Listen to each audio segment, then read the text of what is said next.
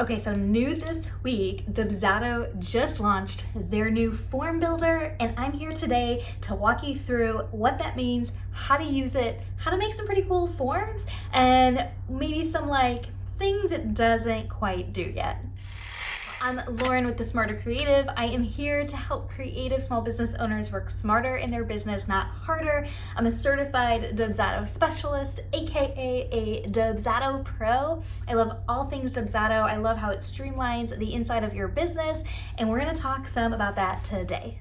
So here is the Instagram post that Dubsado shared talking about the features of the form. We're gonna go into that. I'm actually gonna walk you through some of it in real time inside of the form of what it can do and what it can look like. I'm really excited to show you that. I'm also gonna tell you some key takeaways, especially if you use code inside of your forms, if you are making them look super special in using HTML and CSS and JavaScript and all the things. We're going to show you how to make sure all of your capabilities stays and how long it stays for until you have to really update it. So let's get into my Dubsado. Well, welcome into my Dubsado. So the first thing I'm going to do is just going to come up to this template library and pull a random option here. So here's our client onboarding form from the Creative Template Shop. See you. Perfect. Now I'm going to edit it with some of these new form features that we have. So the first thing to note is we have now containers instead of columns. And this is nice because it's going to adjust some of the sizing and spaces. So right now, this is just an image here. But if we drop it up into this column, and let's go ahead and change this column into one column feature, which the one column feature before it used to delete all content, but now if it's in the first option, it will stay there. That is huge.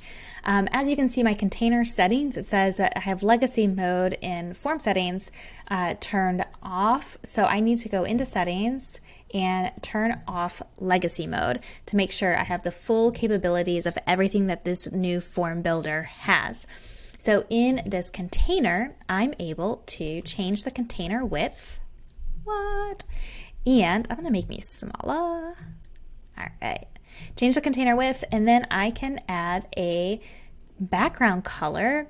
And I wish I knew what color that is, but let's just go that's not quite right. Maybe some yellows. Trying to get something that's similar to what's already there for this client onboarding form image. So you can do that to match it since this is just one giant image, but also there's a white box up top. I don't really like that. So why don't, instead of this image, why don't we delete that? Let's change this back to two columns. Right here in line, I can add an element. Let's go ahead and change this to client onboarding form, and we will change it sizing.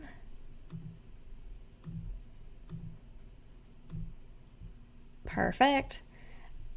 And we have some different padding options. So in the container itself, we can add padding to give us that little bit of buffer up top. You no longer need to use space breaks or white images or anything. You have padding options. And then we could take this photo and put it, whoa, not there. Drag it here.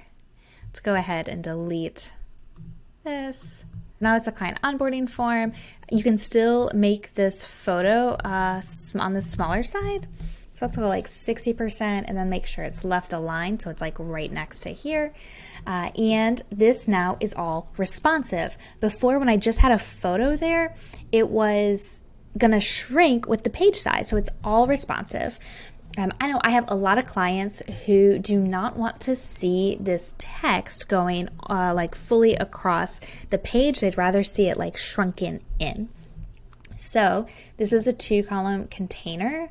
Let's go ahead and put a one column container inside that two column container. And let's put all of this up in here. So now that one column container, when I hover over it, it has all 3 questions. And so let's go to this content. My content width, I'm going to shrink it down. And I can even increase like right or left padding if that would be better. So we can put our content width back up, and then let's add our right padding to shrink it down so it's even less. Perfect. So then now I have it like more enclosed to the form. So the root of it is really to use containers. Like, containers are where the magic happens. The containers are where you can set background colors. You can even set, like, let's say, I don't know, let's do here. So this is a double container. This is no container. So I'm going to add a couple containers. I'm going to do one here. I'm going to change it to a 1 container. And then I'm going to put that guy in here and take him all the way up into the single container. So I want the container to have a background image. So let me just add just a regular, like, random, I'm just gonna do like a random background image. Do be mindful of file sizing when you're uploading. I'm not really paying attention to it right now.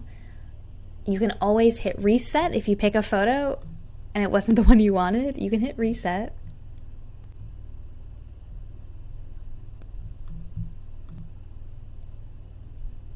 All right, this one's much smaller, so we'll just go ahead and work with this guy.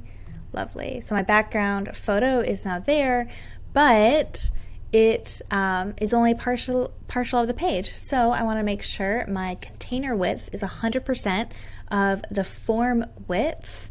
And I am definitely in another container. I gotta find it.